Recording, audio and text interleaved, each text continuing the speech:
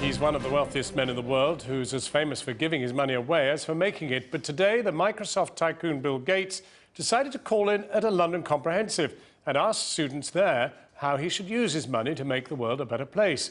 The surprise visit came after a teacher at the school asked for an inspirational speaker with an interest in global affairs. Katie Razzle went along. Deptford Green School in southeast London, an unusual place to spot a billionaire. But students here had been in touch with a certain computer magnate turned philanthropist. I wrote a letter to Bill Gates asking him if he could come up with a cure for cancer and AIDS. And I asked him loads of questions about accessibility in third world countries. My letter to Bill Gates was the economy, about how in some places there's poverty and some not. I wrote to Bill Gates about our priorities in society.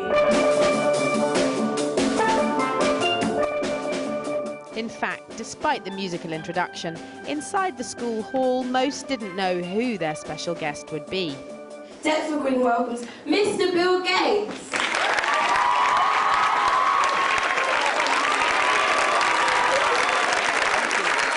The Microsoft founder full of praise for the ideas students had sent him about how to change the world. I got a chance to read quite a few of those, and I was quite impressed. You know, it's fun to see how you're learning about the world really at a younger age than I did. When I was your age, I didn't know much about poverty.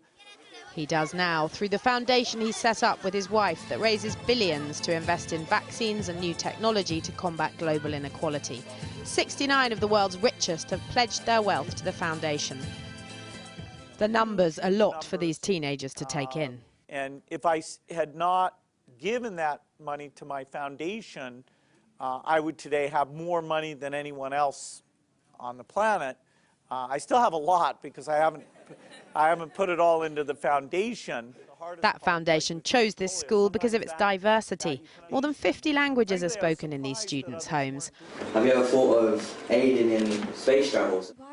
The questions were random, but then interrogating the billionaire in their midst was a daunting prospect.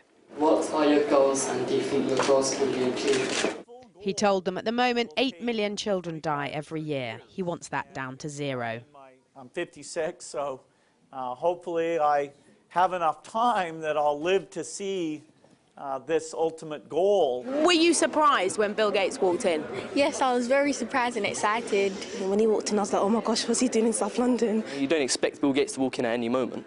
I guess you don't. And when he did? I stood up and clapped as loud as I could. You know, you want to get noticed by $1 billion person. Thanking you and sharing some of my thoughts. Bill Gates was only a year or two older than these students when he started Microsoft. Afterwards, he told us how he thinks the global economy will recover. That if you can encourage innovators and have free trade and invest in education, you know, great things come from that. And so it's just rededicating ourselves to those elements, I think, is what will help us out. Then he was off to spread his foundation's message to governments around the world. Invest in innovation to combat poverty, or millions will needlessly starve. Katie Razzle.